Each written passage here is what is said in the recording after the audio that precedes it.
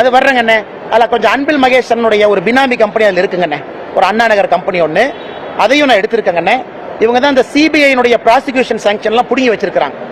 உதாரணத்துக்கு சவுக் சங்கர் மேட்டர், அதெல்லாம் கனெக்டட் தான். சவுக் சங்கர் மேட்டர்ல மத்திய அரசனுடைய பணம், நமஸ்தே அப்படிங்கிற ஒரு திட்டம் நம்மளுது, நமஸ்தே திட்டம்.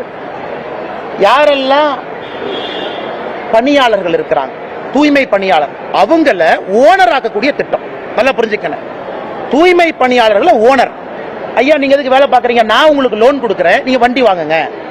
நீங்க செப்டிக் டேங்க் கிளீன் பண்ணுமா, மிஷின் வாங்குங்க, நீங்க அதை கிளீன் பண்ணுங்க அப்படிங்கறத நமஸ்தே திட்டம். தமிழ்நாட்டில் அம்பேத்கர் ஐயா பேர்ல அந்த திட்டத்தை பேரை மாத்தி மத்திய அரசுடைய பணம் வருது.